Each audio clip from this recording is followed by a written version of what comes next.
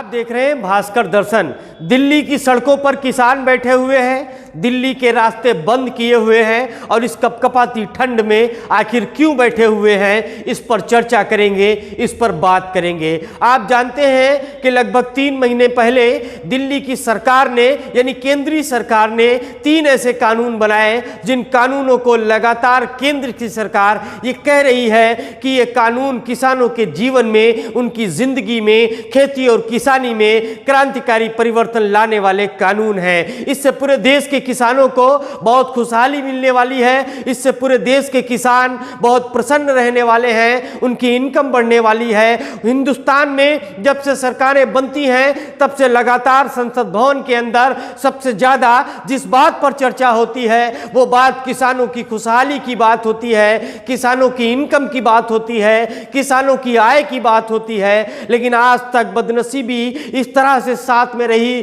किसानों के कि कहीं ना कहीं किसान सबसे ज्यादा हमारे देश के परेशान रहे, सबसे ज्यादा वो दुखी रहे और लगातार इस तरह की घटनाएं होती रहीं जब किसान आत्महत्या करते हुए भी नजर आए हैं। इन तीनों बिलों के खिलाफ, इन तीनों कानूनों के खिलाफ दिल्ली की सड़कों पर लगभग 2 सप्ताह से ज्यादा समय हो गया है। किसान डटे हुए हैं और लगातार ये बात कह रहे हैं कि जब तक केंद्रीय सरकार इन तीनों कानूनों को वापस नहीं ले लेती है तब तक कोई बात नहीं करेंगे। लगभग 3 या 4 दौर की बात हो चुकी है और कई बार अलग अलग नेताओं से किसानों की मुलाकात हो चुकी है। आज राजनाथ सिंह ने भी मुलाकात की है लेकिन कोई हल होता हुआ नहीं दिखाई दे रहा है। इससे पहले केंद्र की सरकार ने एक प्रस्ताव बनाकर भेजा था और उस प्रस्ताव में किसानों के सामने अपनी बात रखी थी, किसानों से बात मनवाने का एक तरीका निकालने की कोशिश की थी। लेकिन किसान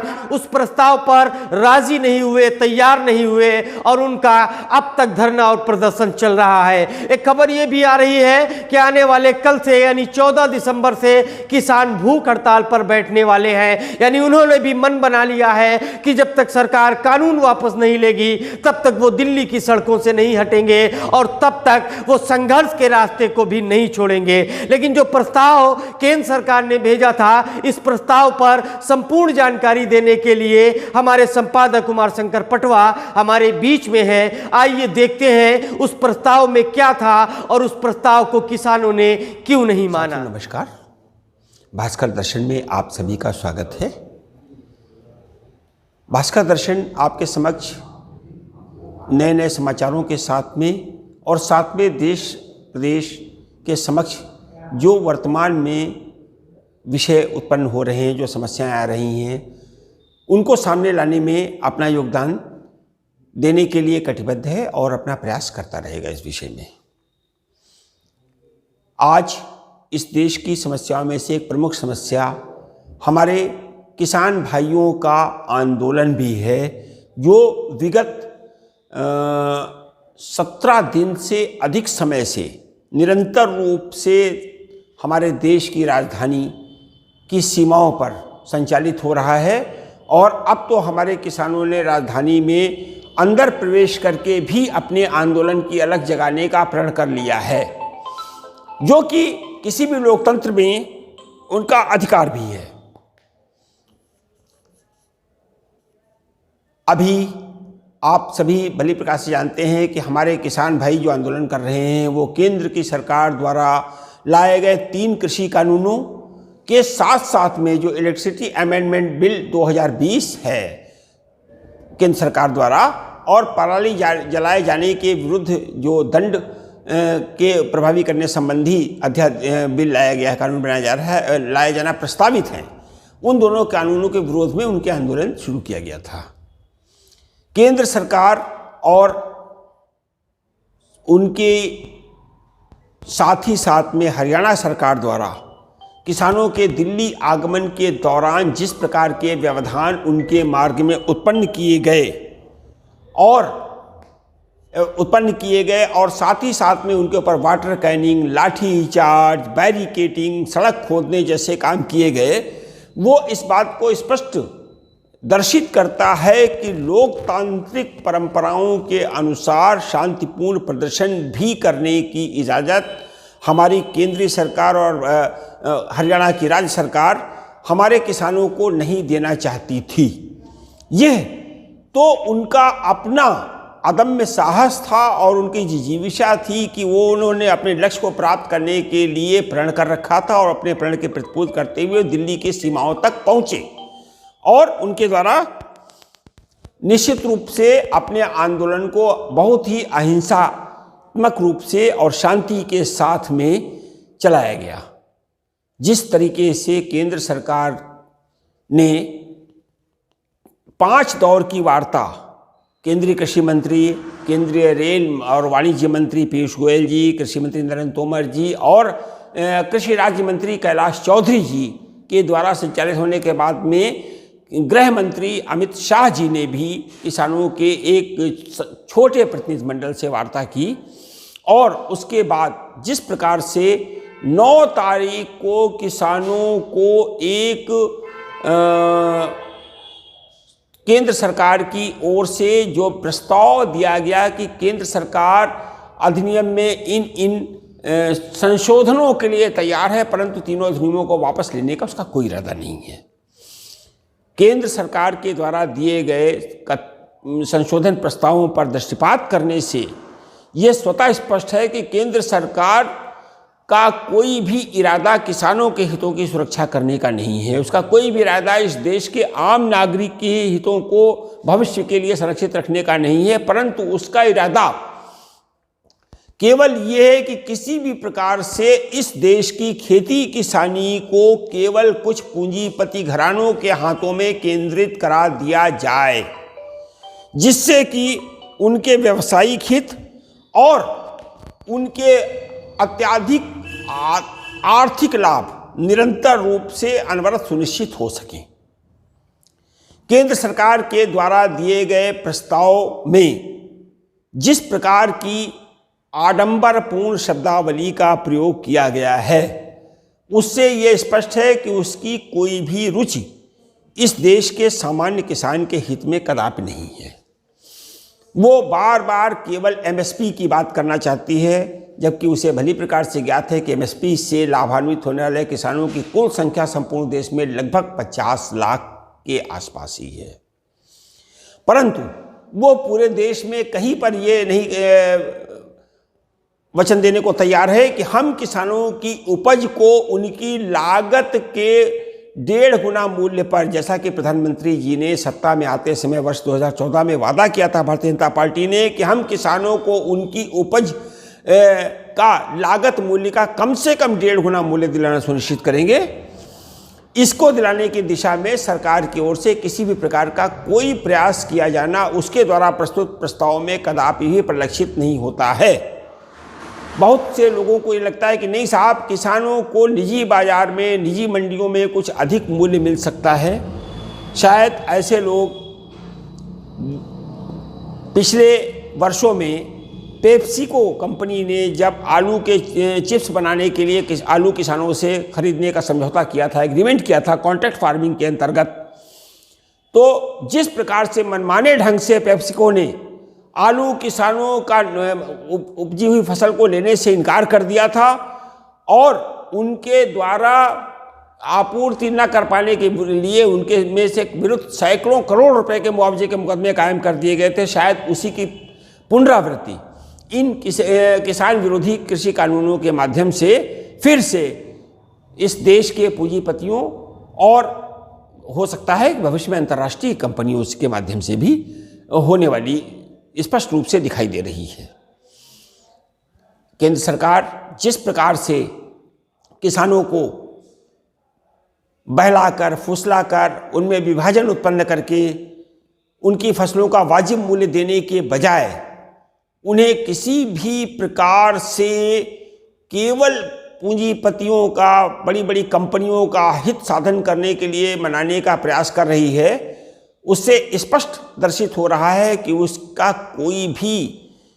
वास्ता सरोकार आम किसान के साथ, इस देश के आम नागरिक के साथ कदापि नहीं रह गया है और वो केवल अब पूंजीपतियों के हित रक्षक और हित साधक के रूप में ही काम करने की ओर अग्रसर लगी हुई है। लगातार लोग शायद इस बात को भूल गए कि इन्हीं पूंजीपतियों ने किस प्रकार से एकाधिकारवादी प्रवृत्ति बनाने के बाद स्वयं द्वारा प्रदत्त सेवाओं के मूल्यों में अनाप शनाप वृद्धि की और भारी स्तर पर मुनाफे कमाने का काम किए। जियो का उदाहरण आप सबके सामने है। सितंबर 2016 में जब जियो मोबाइल सर्विस का अधिकृत उद्घाटन किया गया था तो देश के सभी प्रमुख समाचार पत्रों के प्रथम पृष्ठ पर बड़े बड़े पूरे पृष्ठ के विज्ञापन प्रकाशित हुए थे, जिसमें उसके ब्रांड एम्बेसडर के रूप में इस देश के प्रधानमंत्री माननीय श्री नरेंद्र मोदी जी का ही चित्र था।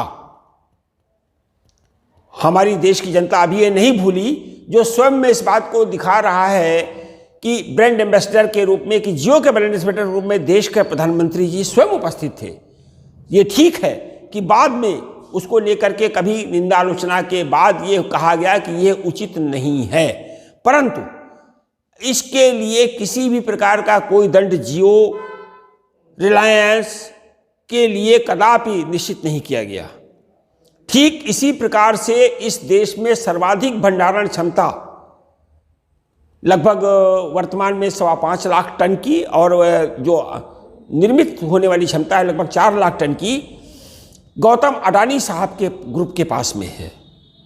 इसका सीधा सा तात्पर्य है कि इस देश में 9 लाख टन से अधिक अनाज की भंडारण क्षमता जब एक व्यक्ति के हाथ में केंद्रित होगी तो, और इसीलिए जो हमारे यहाँ एसेंशियल कमोडिटी एक्ट, आवश्यक वस्तु अधिनियम, जिसमें भंडारण की सीमा निर्धारित की जाती थी, को हटाया गया और सरकार ने केवल इन्हीं पूंजीपतियों को लाभान्वित करने के लिए भंडारण की असीमित सीमा करने की इजाजत उनको दी इस एक्ट के संशोधन के माध्यम से। सवाल उठता है कि जब एक व्यक्ति विशेष के नियंत्रण में बहुत बड़ी मात्रा में इस देश का खाद्यान्न भंडारित होगा तो आखिरकार इस देश के आम आदमी को, गरीब और मध्यम वर्ग को उसकी क्या कीमत चुकानी पड़ेगी। इसका एक छोटा सा नज़ारा सरकार के द्वारा आवश्यक वस्तु अधिनियम में भंडारण सीमा हटाने के बाद केवल आलू और प्याज की कीमतों के रूप में इस देश का आम आदमी भोग चुका है। दालों के मूल्य में, खाद्य तेलों के मूल्य में जिस प्रकार से 30% से अधिक बढ़ोतरी पिछले 3 माह के समयावधि में हो गई है, वो स्वयं में इस बात को दर्शाने के लिए पर्याप्त है कि भंडारण सीमा हटाए जाने का केंद्र सरकार का अधिनियम का लाभ वास्तविक रूप में किन पूंजीपतियों को प्राप्त हो रहा है। आज इस विषय पर विचार करने की जरूरत न सिर्फ देश के प्रत्येक नागरिक को है, बल्कि हमें किसानों के आंदोलन को सहयोग करने की है, जो न सिर्फ हमारे हित में बल्कि संपूर्ण देश के हित में आज इस देश की लड़ाई, इस देश के आम आदमी की लड़ाई, इस देश के मजदूर की लड़ाई, इस देश के जन सामान्य की लड़ाई, मध्यम वर्ग की लड़ाई अपने कंधों पर लड़ रहे हैं, उसका समर्थन करने की नितांत नैतिक आवश्यकता इस देश के प्रत्येक नागरिक की है। और यही हमारा आप सबसे अनुरोध है कि कृपया किसानों के शांतिपूर्ण आंदोलन, लोकतांत्रिक विरोध का प्रदर्शन का अपने स्तर से सभी संभव समर्थन करने पर विचार करें। अगर आपको लगता है कि उनकी मांगे, उनके अनुरोध, उनके सरोकार ठीक है तो उनका समर्थन करने की बात करें। और सरकार की सोच क्या है, इसको उदाहरण देने के लिए तो हमारे नीति आयोग के जो मुख्य कार्यपालक अधिकारी अमिताभ कांत साहब का जो वक्तव्य है 2 दिन पूर्व का, वही अपने आप में बड़ा उदाहरण है, जिन्होंने कहा कि भारत में कुछ अति लोकतंत्र है जिसे सीमित करने की जरूरत है, इसीलिए हमारे यहाँ के सुधार लागू नहीं हो पा रहे हैं। एक इस देश के नागरिकों के कर के वेतन पाने वाला एक कर्मचारी इस देश में यह समीक्षा करने का अधिकारता प्राप्त कर चुका है कि लोकतंत्र का स्तर क्या होना चाहिए। अगर केंद्र सरकार इस प्रकार की तानाशाही पूर्ण कुप्रवृत्ति सोच वाले अधिकारियों पर कोई कार्रवाई नहीं करती है तो इससे स्वतः स्पष्ट है कि इस प्रकार की सोच को बढ़ावा देने का काम वास्तव में इन नौकरशाहों के माध्यम से स्वयं वर्तमान केंद्रीय सरकार के द्वारा किया जा रहा है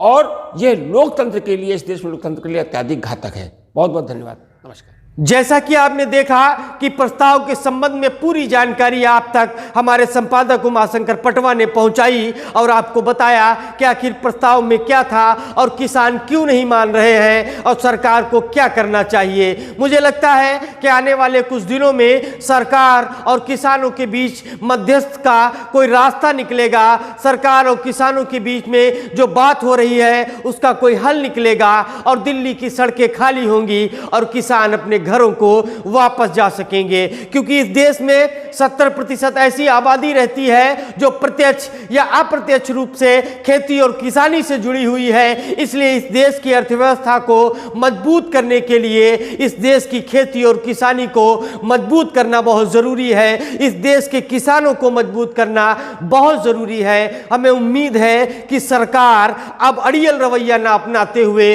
किसानों की बात सुनेगी और किसानों की बात पर विचार करेगी, मंथन करेगी, विचरण करेगी और कोई ऐसा रास्ता निकालेगी जिससे किसानों की खुशहाली जुड़ी होगी, जिससे किसानों की खुशहाली आगे आने वाले दौर में भी जुड़ी रहेगी और खेती और किसानी हमारे देश की मजबूत होगी। जब खेती किसानी हमारे देश की मजबूत होगी तो निसंदेह हमारा देश भी मजबूत होगा और जब हमारा देश मजबूत होगा तो निसंदेह हमारा देश फिर से पूरी दुनिया का फिर से एक बार विश्व गुरु बनेगा। हमारे इस चैनल को ज़्यादा से ज़्यादा लोगों तक पहुंचाएं, इसलिए आप हमारे इस वीडियो को ज़्यादा से ज़्यादा लोगों तक शेयर करें। अगर आपके पास कोई कीमती राय है तो उसे कमेंट बॉक्स में देना ना भूलें और हमारे जो नंबर इस वक्त आप स्क्रीन पर देख पा रहे हैं इन नंबरों पर भी आप हमें राय दे सकते हैं। बहुत बहुत धन्यवाद।